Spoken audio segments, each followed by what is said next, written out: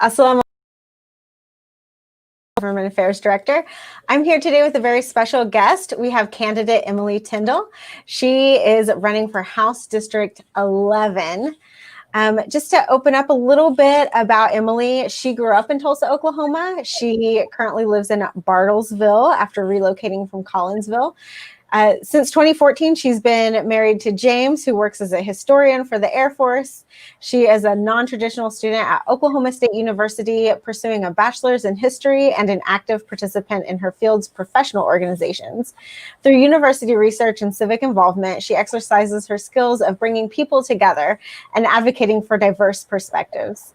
Emilie is active in House District 11 in the community as a member of the Collinsville Chamber of Commerce, the Bartlesville Chamber of Commerce, and Kiwanis Club of Bartlesville. She strives to help Oklahoma thrive wherever and whenever possible. And Emilie's dream for Oklahoma is best practices in business, employee relationships, a robust healthcare system that benefits all Oklahomans, and education funding with strategies that guarantee each student a chance for success. So thank you so much, Emilie, for joining us today. Thanks for having me.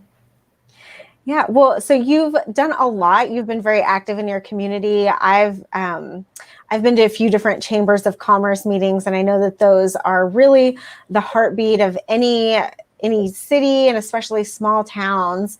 What about that experience inspired you to run for office? Yeah, so I kind of did things backwards. I didn't actually join. I joined the Collinsville Chamber of Commerce after I decided to run, and I joined that last year. I'm recently a member of the Bartlesville Chamber of Commerce. Like, we were supposed to have our ribbon cutting this morning, but we had to reschedule due to an illness. So we'll do it in September. So for me, it was more doing it the opposite direction. I was able to go, okay, I'm going to run. Now I can see what people need. Business I worked for at the time was not in Collinsville. So had I participated in a chamber of commerce, that would have been the Broken Arrows Chamber of Commerce. But I really wanted to do that. Like, had I stayed at the last job I had where I did social media, I would have liked to have seen us do a lot more with the Broken Arrow Chamber. So just from that angle, I can see where small businesses need the chambers to advocate for them. It's a great place for networking. It's a great place to bring different stakeholders in the community business community together. And then our Chamber of Commerce in Collinsville is super active. They do a lot of great things for the city. Lots of great meetings there. Even nonprofits and other organizations have a big role and have a big voice. And they do a lot of continuing education training for business professionals as well, which I think is wonderful. And then up in Bartlesville, I'm still learning the chamber.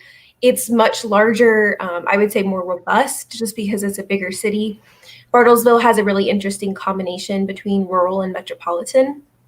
And so the businesses that it serves are quite different demographically from Collinsville's. And so it's been exciting to kind of get to learn more about what they do. They hosted a forum with Phillips 66 yesterday about the oil and gas situation in Oklahoma and about what Phillips is doing to combat those losses and the pandemic as well. Yeah, so you actually joined afterwards to try to put your finger on the pulse of the city. Right. Okay. I would have joined Bartlesville last year. I had a hard time finding where I, as an individual, could join because I'm not actually a business. And then finally, one of the gals on my committee finally got me the information I needed for that, so I was able to join. So I know that's not exactly like the way they recommend candidates do it, and I know it's a little bit opportunistic, but I'm just glad to be involved. I'm gled to be a part of it. Yeah, absolutely. Yeah, I think everybody should be involved in their communities. I've been a member of a couple different chambers of commerce and Kiwanis and stuff. I'm not currently, but in the past, I mean, you build relationships there and you really get a sense of what communities need. So running for office or not running for office, business owner or not, I think that it's really a great idea for everybody to be plugged in. So what actually was it then that inspired you to run? So we just come back from Kansas in December of 2017. I still, even though we lived in Kansas and I was technically a Kansas resident, I still considered myself an Oklahoman, just a displaced Oklahoman temporarily, because we always wanted to come back here and I always wanted to invest myself in my state that I love so much. So when we came back, I was traveling for work. I was in April of 2018. I think I spent like most of the month in Kansas or St. Louis working. And one day I just kind of popped my head up and realized that we were only having a Republican primary in 2018. Because it was a new district for me, right? I'd grown up in the same district in Tulsa. I'd been there for most of my life. And then moving to Collinsville was like, wait, we only have a Republican primary? Like, there's no general election? This is really weird. Yeah. Well, I looked it up, and it turns out we hadn't had a general since 2004. Wow. It really just kind of wormed its way into my head, and stuck there despite, wrapping up that job, starting a new job, starting school at Oklahoma State. I was really busy working full time, and taking classes full time. And right after the first time I went to intercollegiate legislature in 2018, which is a great group if any college student wants to get involved. Oklahoma Intercollegiate Legislature is a great group of people. They're fantastic. But a new friend looked at me and was like, you could run.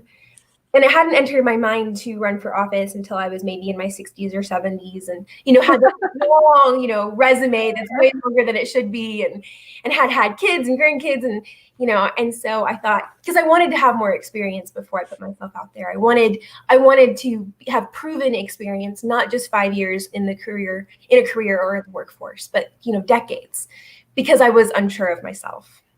And so this friend said, just do it, and so I did.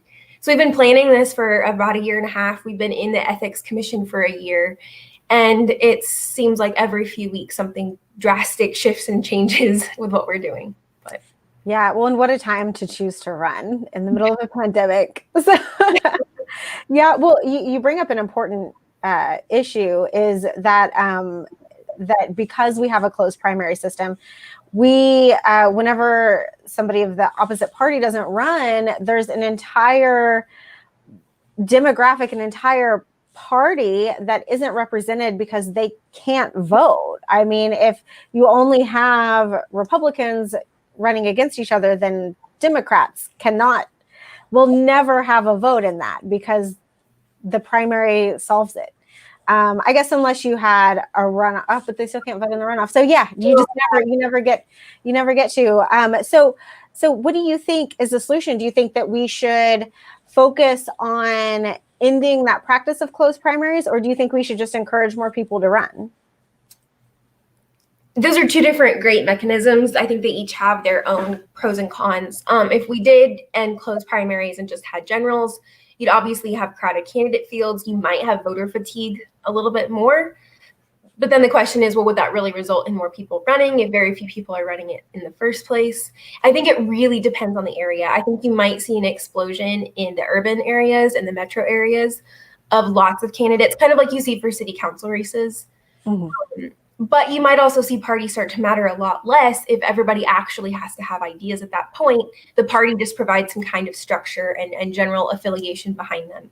So that could be one intervention. Then the intervention of, what would you say?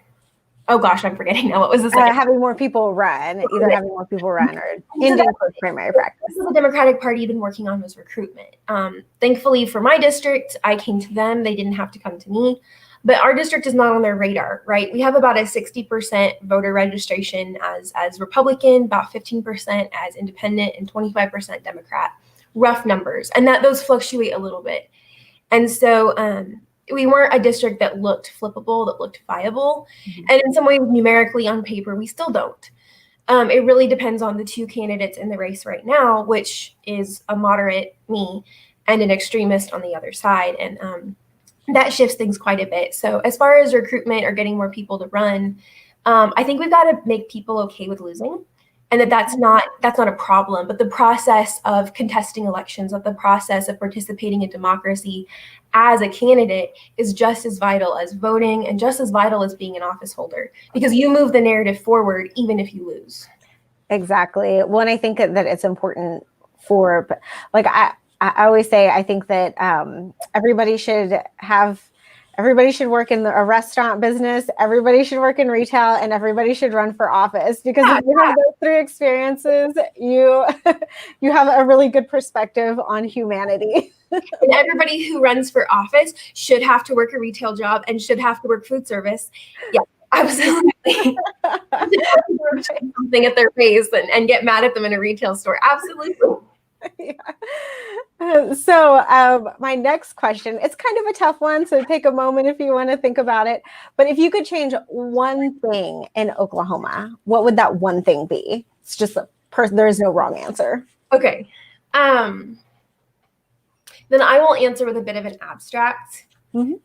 I wish that we could break down some of the barriers that we make in our own minds in Oklahoma. We conceive of ourselves so much as a red state. And I grew up in a very conservative group. I understand. I still get kind of whiplash from calling myself the Democratic candidate for this seat. Because in some ways, saying that word is still almost a bad word coming out of my mouth. And so I get it. It's kind of weird. And I think we define ourselves so much by these party names and these ideologies that are really quite arbitrary and often reactive. And so if we could just stop being so reactive and start being much more compassionate and proactive and constructive, that's what I would change about Oklahoma, because we've got great people. I create relationships with all sorts of people across Bartlesville over Instagram. It's a really great place to kind of break down political barriers, because you're just focused on pretty pictures and everybody's really nice to each other. And so that's been really fun to kind of get to forget partisanship on Instagram and just kind of be friends. And so I wish that we could do that, but on a larger scale. As far as how to do it, I think that takes people ready to have changes. It takes two. So with our campaign, we've really, really tried hard to be positive, but not saccharine, not sugary, not to sugarcoat, but just to be positive, to be nice, to be civil, to actually engage with people and to offer responses even when we know that they're not going to like the answer. And to not shy away from hard conversations and to continue to focus on state issues. And I think that's been successful for us so far. And I'd like to think that that could be an example of how to work on breaking down those barriers, finding our commonalities, and constructively disagreeing when we have to.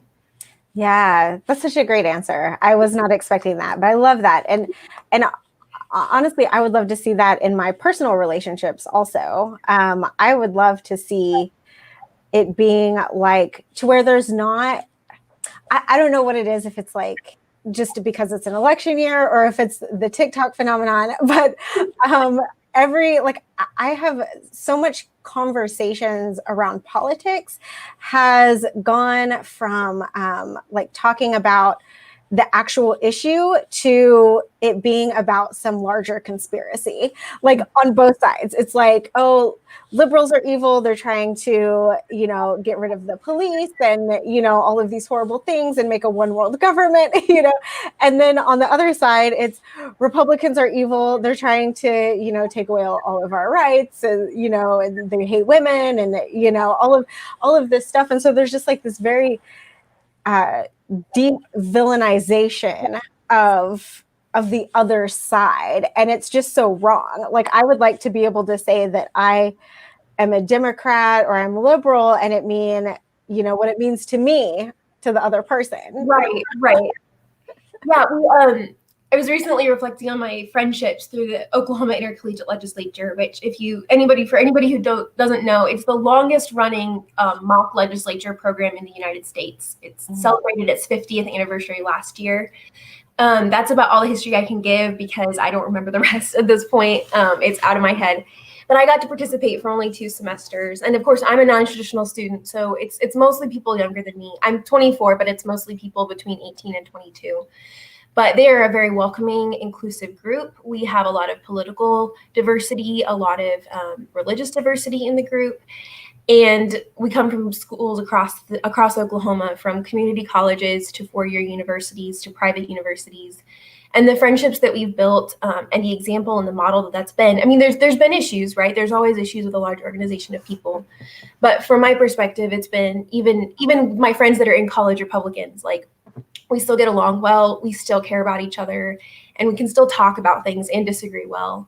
And I had an awkward people experience this week that just made me all the more grateful for the friendships that are honest and true like that. And that's what I wish we could, like you were saying, that's what I wish we could see in the state. Yeah, I agree. Well, I'll move on to my next question, but I do want to say my one of the best pieces of advice I got about this issue was from former Congressman Steve Russell. It was before Kendra Horn ran against him. I was at a Rotary meeting, and he was a speaker. And I asked him, I said, we're very divided as a country and as a state. How do we move past that and have real conversations? And he, even though I don't agree with him politically, what he said made a lot of sense. He said, I think that you should go out to lunch with somebody totally different than you. And he was like, if you're very conservative, you should go out with somebody who's very liberal and just break bread with them. And build a relationship. And that's how you can have real conversations, because people don't care about what you have to say unless they feel like you care about them. Right. And so. Right. Absolutely. That's great advice. That's great. Yeah. Okay. So my next question is, I looked at your website, and you mentioned some really important issues on there as being priorities for you. You mentioned healthcare, economic development, education, and criminal justice reform. These are all really big issues facing Oklahoma. And so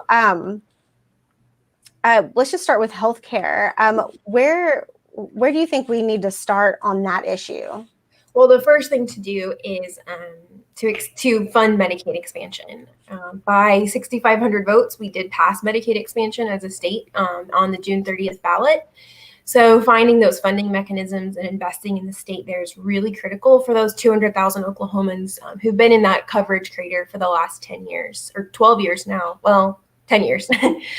Yeah, 10 years. So yeah, I think that's the first step is funding Medicaid expansion. And I know that that's going to take quite a bit of money. It's going to take perhaps shrinking some other areas of the budget, at least for a while. But I think by investing in Medicaid expansion, we'll be able to actually naturally cut some of those costs. So it's simply realigning parts of the budget to account for that increased investment into the healthcare segment of the budget. As well as that, we've got poor maternal and infant health outcomes in the state. And there's obviously a lot of great private and public organizations working on that. But continuing to talk about culturally competent maternal health care is really important. Medical racism is sadly still a factor, and it's still a factor in Oklahoma when we see more Black women dying, preventively dying in childcare and in childbirth than we do white women or other women of color. And so that's something to really address. And I know that a lot of the lawmakers in the Tulsa area have been working on that. I just want to partner with whoever is already doing that work. Our area doesn't have the same demographics as a lot of the metro areas do. We're a very white district.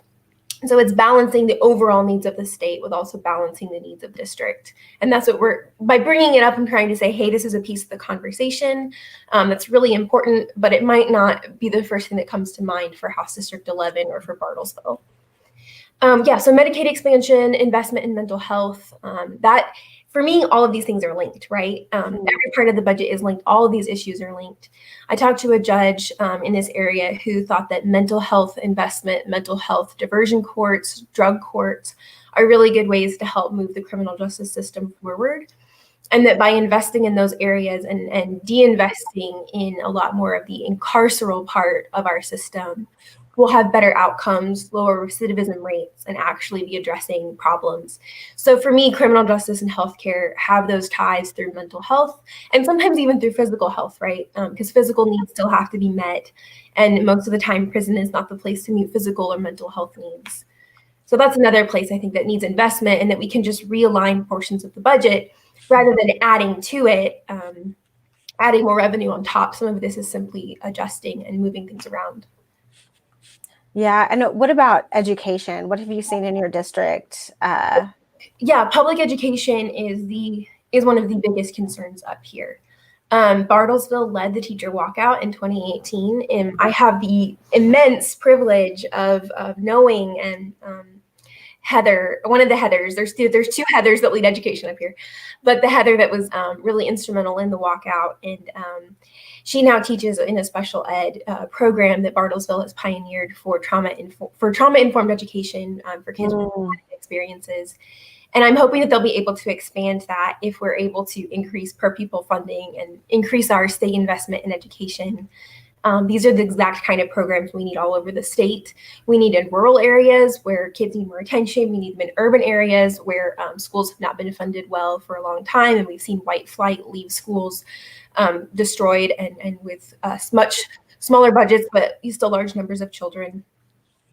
So for me, it's just continuing to partner with the work already being done up here.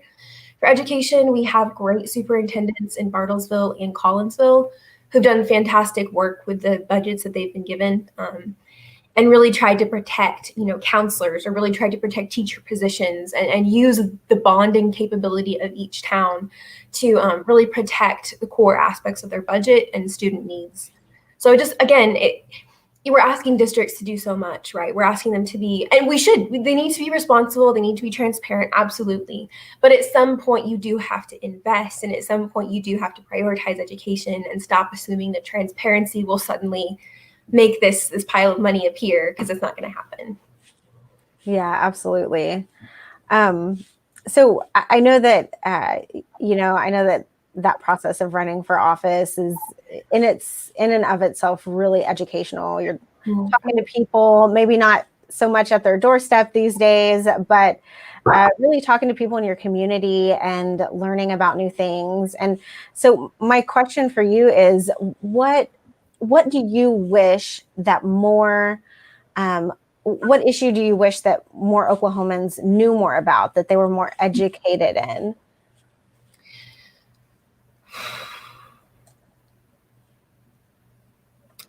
I think we all know about the aspects that we're involved in, right? If you have kids in public schools, you know about those. If you have kids in private schools, you know about those. I wish that people knew more about the election process.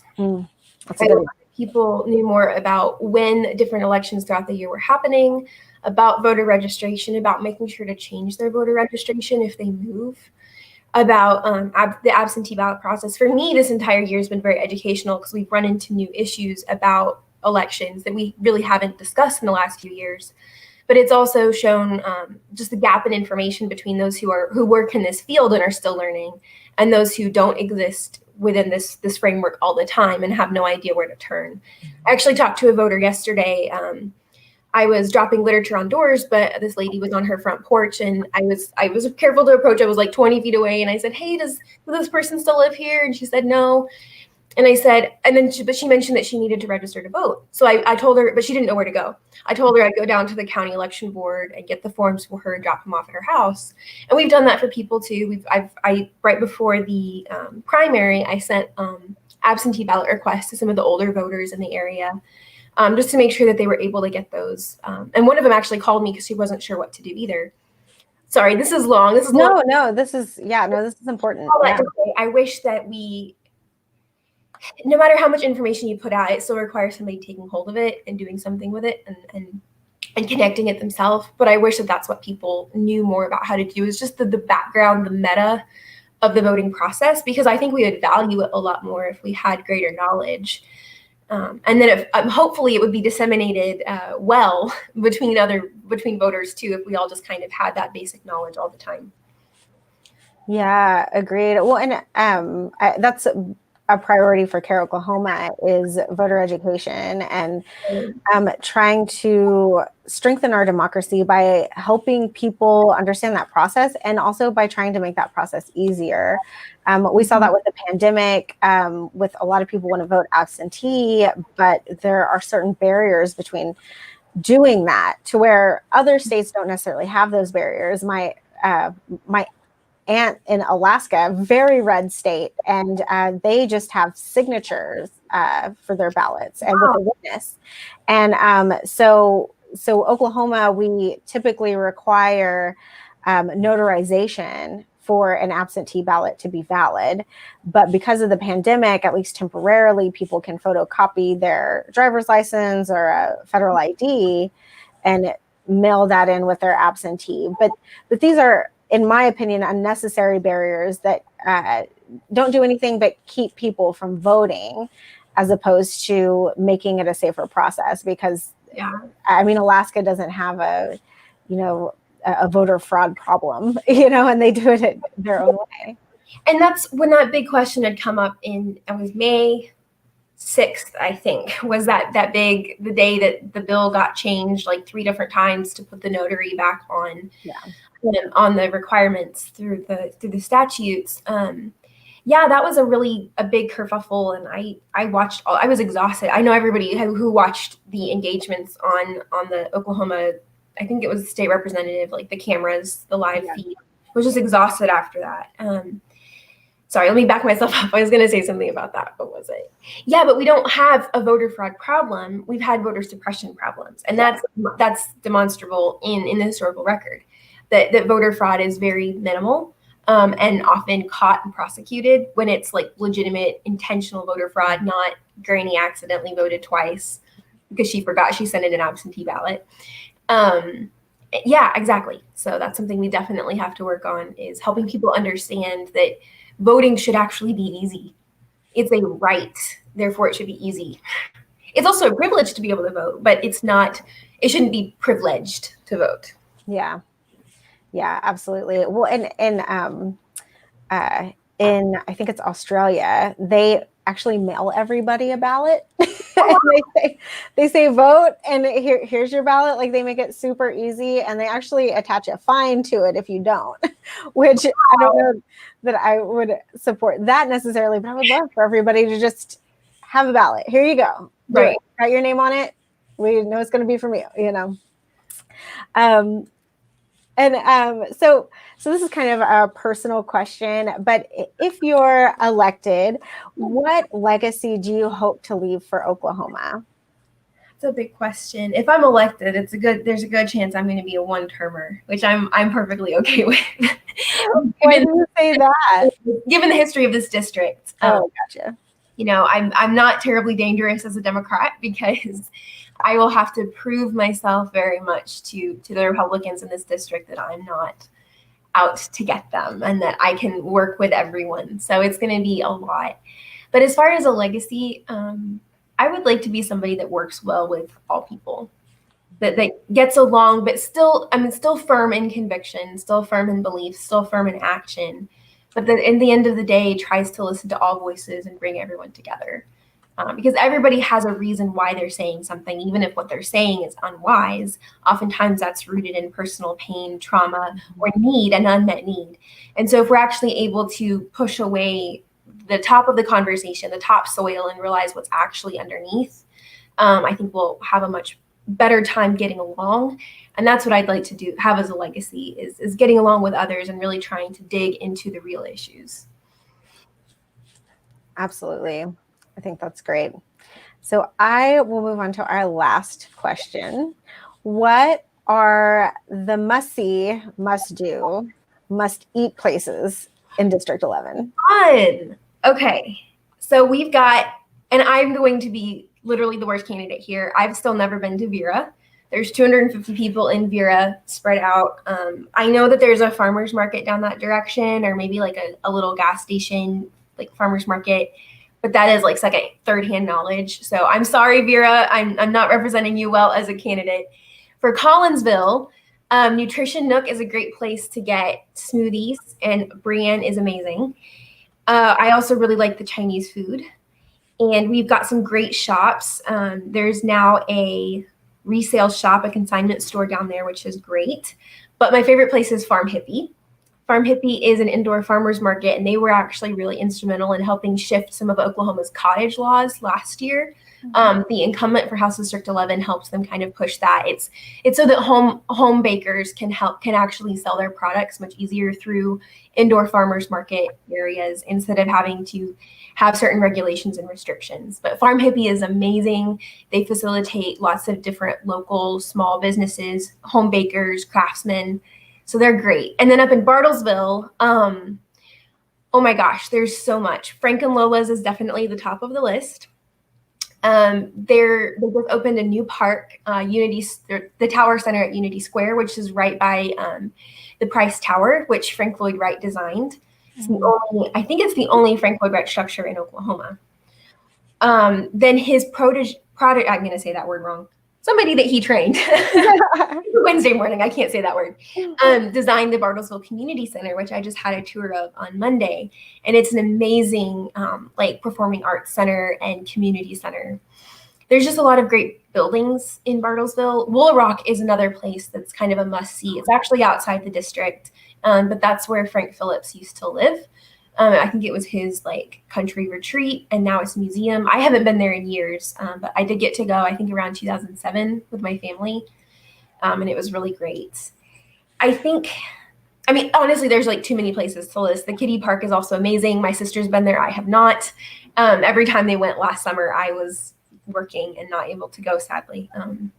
But it's just a great tight-knit community with lots of classics. I mean, most of these things that I just mentioned have been around except for the new park, have been around for years, are beloved. It's a community that really loves its history and where people leave and then come back by choice, right? And that's what we want Oklahoma to be, a place that people leave temporarily and come back by choice. And so I think Bartlesville and Collinsville too, both set really good records for that. Absolutely. Well, thank you so much for joining us today, Emilie. It's been a pleasure to talk with you. I've really enjoyed today's interview. If you are interested in knowing more about Emilie or her campaign, or if you want to get involved, you can go to emilie4oklahoma.com. We have it there at the bottom of the screen, emilie4oklahoma.com. So thank you again so much for joining us. And do you have any final thoughts? Please vote, no matter who you're voting for. On August 25th, a lot of cities have votes. Please vote then. Please vote on November 3rd. If you don't know how, call your county election board. You can literally just Google your county and the election board and call them, and they can give them all the information you need. Those often ladies work there, and those ladies are very, very, very happy to get calls and requests from people, because too many people just simply don't ask for the resources that they have. So just get involved in some way, at least cast a ballot if you can. And that will make our democracy stronger. Yes. All right. Thanks, everyone. Have a great day. Thank you.